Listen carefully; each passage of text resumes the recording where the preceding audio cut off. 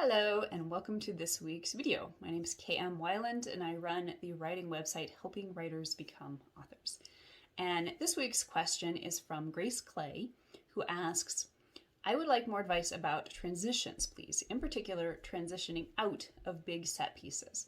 The best books, or at least my favorite books, tend to follow up their massive orchestral scenes with something a little more contemplative to let the audience catch their breaths. But how you make this transition is still beyond me. So as I was kind of thinking about what to call this video, one of my working title ideas was something big just happened in my story. Now what? And this is a really good question because I think we all, come up with these really big scene ideas. They're very often the ones that inspire the story and that they're the ones we are looking forward to writing, and therefore we build our stories around them. And yet it can be kind of tricky to get into them and get out of them. So for starters, one of the main things to think about is just story structure. Are these scenes, properly being built into and properly being built out of within the entire structure, so they don't just feel like they're stuck in there because the author really, really liked the idea. And I've written a couple of these myself, so if you're doing this, I can totally commiserate. But more to the point, as far as the actual transition, the thing to think about here is scene structure, right? So scene structure is literally about this ebb and this flow between kind of the bigger, more dramatic moments and the softer, more contemplative ones that follow as they do in life. As something big happens and we have to rest and integrate and think about what's happened before we can move on to the next thing. And that is what scene structure allows us to recreate in our stories. So classically, scene structure is often broken down into two halves, which are called scene and sequel, but are really just about action and reaction. So the scene half aligns with action and the sequel half with reaction. And we can also think of these as cause and consequence, right? It's the scenes where something happens and then the scene where the fallout happens and there has to be readjustment and the characters have to, think about it and figure out what went right and what went wrong and what are we going to do next as we continue to pursue our plot goal. And the beauty of this is that when you set these up properly, each one naturally just leads into the next. And you end up with this beautiful line of dominoes that I often talk about, how you want each scene to be a domino in a row of dominoes, so that when you hit that first one, the whole thing just runs smoothly. And the transitions almost happen of their own accord, as far as just moving the characters from one place to another or one mindset to another within the story. So I've talked in depth about scene structure often on my website and also in my book, Structuring Your Novel. So you can look there for more information on this, but just briefly so that you understand what I'm talking about when I talk about scene structure. Again, you can break scene down into two halves, scene and sequel. And the scene half, which is focused on action, is then further broken down into a focus on the character's goal, conflict that arises or opposition that arises to that goal, and then the outcome of whatever happens as that goal meets that opposition. And usually throughout most of the story until you get to the end, that outcome is going to have some sort of a disastrous flavor to it, in the sense that either the character doesn't get what they wanted in that scene, or they get what they wanted, but there are unforeseen complications or consequences, right? Because if they just can immediately get everything they want, bing, bing, bing, then they get to the plot goal very quickly and the story is over. So it's this conflict and the complications that it creates that really is what creates plot and allows us to extend the character's problem over the course of an entire story. So after they reach the outcome of that scene part or that disaster, then from there they move into the reaction half, which is generally called sequel. And this is where the character reacts, where they, react to whatever just happened, whether it was big or small, and they kind of face the dilemma that has emerged because they didn't completely get what they wanted, right? Or even if they did, now they have to think about what they're going to do with it and what comes next. And from there, out of that dilemma will arise a decision about what they're going to do, which will lead directly into the next scene's goal. And so you can see how it's just this cycle where they just beautifully bump into each other. And you don't have to fully express or dramatize every single part of the scene's structure. It will depend, on how much emphasis you want to put on each part. generally speaking, if you're at the moment, whatever's happening in your story, you're focusing more on fast pacing and drama and, the conflict. You're going to put more emphasis and more time into the action half of the scene. Whereas if you're wanting to slow it down, you're wanting it to be more character driven, you're really wanting to be more introspective and explore the inner conflict and the inner consequences of what's happened previously, then maybe you're going to want to extend that sequel half and focus more on the characters' reactions. It just depends really on the pacing. But generally speaking, you can think just in terms of trying to balance these things. So when it comes to the big set piece scenes, like Grace is talking about, generally speaking, because these scenes are necessarily designed to create consequences, right? They're designed not just to create little, scene level consequences of, oh, I didn't quite get what I wanted. It's like big story level consequences of, whoa, this completely changed my life, basically, or completely changed my perspective of the nature of the conflict or, my relationship to the plot goal. That creates massive consequences and requires a lot of integration and some introspection from characters. So you will get generally the biggest bang for your buck by balancing these really big action scenes. And again, action could be like literal action as we think of like action movies with car chases and shootouts. But action is whatever is the primary drama within your story. So it could be relational. It could be, in certain types of story, it could be your character, out there talking to the moon or something like that. So just identify whatever is the primary action within your story, where the plot is moving, where the character is making progress toward that plot goal, and then balance that with reaction, where the consequences are created in their relationship to how they're moving forward in the world. And now they have to kind of think about it and integrate what's happened and how that's going to change them and their perspectives. This is often a time where there is a lot of development within relationships between characters as they kind of integrate together, right? And they're thinking about, maybe there's apologizing, maybe there's recalibrating, maybe there's explaining, motivations and things that there weren't necessarily time for in previous scenes. These quieter, more contemplative scenes are so important for maintaining the realism within a story, for proving how your characters have changed and why they've changed, and kind of keeping readers up to date on that. And also just for creating a realism to how this evolves and plays out within a story so that it mirrors what we experience in real life. And it's also very important in affecting pacing.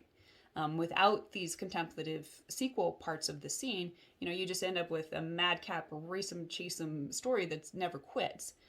And that's, I'm not going to say that's fine because you always want some ebb and flow, but some stories are designed where the emphasis is absolutely on the action part of the scene and they don't slow up too much.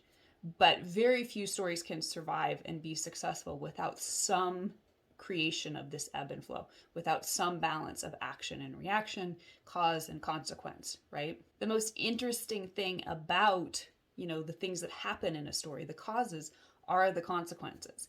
It's less about, the action and what the character does and more about the outcome that results from that and having to grapple with the complexity that often comes out of that. Sequel scenes are almost always my favorite to read or watch or write, I think. And that's not to say I don't love the action scenes, because I do. But there's just something really juicy about a good reaction scene, a good sequel scene. So it's definitely something that you want to figure out how to execute within your story, and paying attention to that ebb and flow and that balance of scene structure, of action and reaction, is the single best way to do that, because it literally allows the transitions to build themselves, right? You're just following the characters as they move through the story. They move through the action part where they have a goal, where there's consequences, and then they just immediately move into addressing those consequences and dealing with them and using them to then roll over into the next part of the action where they try to do something again, and the cycle kind of repeats itself. But it's like this upward spiral where they're learning, right? They're learning how to be more effective in their actions and how to refine their perspectives in the character arc. And that's what allows the story to evolve and repeat this pattern without feeling repetitive. It feels like it's evolving and deepening the story. Another thing to think about as you're designing particularly the big set piece scenes is to just keep in mind that very often these scenes are not a single scene, right? Because of their nature and how big they are and important they are within the story, they will often be comprised of mini scenes within a larger sequence that is designed to advance, whatever the structural beat is that you're focusing on, like say the midpoint, for example, in the middle of the story. And in this case, not only will you likely have kind of a mopping up period afterwards in which there is a designated sequel to this entire sequence in which characters react to the final outcome of whatever happens in that sequence, but a sequence is a series of scenes, right? So built within that, you also have, on a smaller level, action reaction. And that means that you can kind of space out the character's reaction. So there isn't necessarily this great big dump of explaining everything that they had to react to throughout that entire period.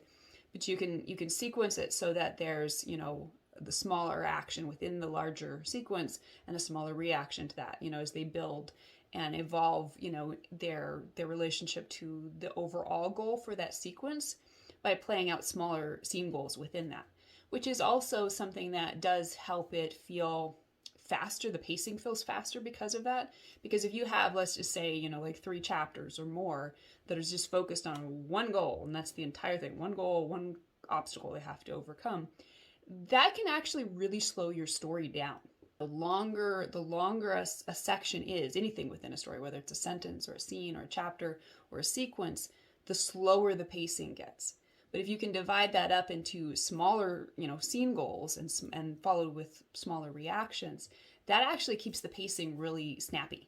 And if you're doing, an intense, section within your story, whatever type of action you're dealing with, that's usually something you want at the big plot points. It's something that, keeps readers turning those pages to find out what's happening because there's constant evolution. So you can take a great big plot goal, same as we do for the entire book, but a great big plot goal that's for that specific sequence, and then break it down into smaller goals that have to be accomplished to reach it, and divide those into scenes. And that allows you to then sew in those smaller contemplative moments as you go in a smaller way. It's not necessarily where everybody's screeching the action to a stop so they can have a conversation, but you're at least, going within the characters and allowing them to respond to consequences and so forth, so that you can help develop and keep readers apace with how the characters are thinking about this and why they're making the decisions they are as they go along. And it can also help make the action feel more spontaneous, right? Because if they have one plot goal and, it's this slow progression toward it and then they get it at the end, then that can seem very manufactured sometimes. Whereas if, they have a big plot goal, but then something happens and they have to divide it into smaller beats, and, a new plot goal, new opposition, and overcoming that as they go, it's a lot more like real life. Because usually, if you're like me, you have a master plan and it never works out that way, right? Like how you think it's going to happen isn't how it works out, and you have to react and respond to what's happening in real life. I think it was, I'm going to totally paraphrase this, but Dwight D. Eisenhower, who said something like, battle plans are great until you get into battle, right? And then you have to be able to adapt. And you want to recreate the sense of that for your characters in whatever they're doing, that they're not in control, right? They're not controlling the action, no matter how good they are at achieving their plot goals, because there's a very complex nature to the world of your story, and they have to be able to respond to that as they go. Just recognizing that can help you move through those transitions a little simpler, in realizing like it isn't just big scene and then big contemplative scene, which it can be, but it's also broken down into smaller integers as you go. Okay, so let's just close out by talking a bit about the actual transition and how you might accomplish that. And the first thing I want to say is that it's important to realize that when we talk about scene breaks or chapter breaks, those have nothing to do with scene structure. You can certainly break at certain points within the scene structure, and that can be very helpful for creating transition. But you can create a scene break, a little divider on the page or a new chapter, anywhere within scene structure. It does not affect the scene structure.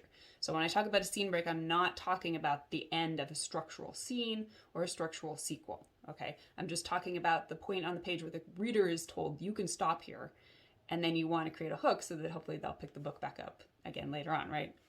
Okay, so some ways that you can create smooth transitions are to pay attention to scene structure.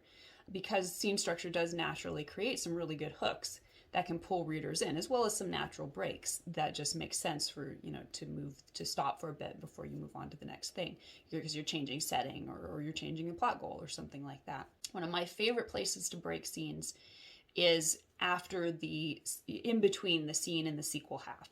So after the action half is finished and before the reaction half.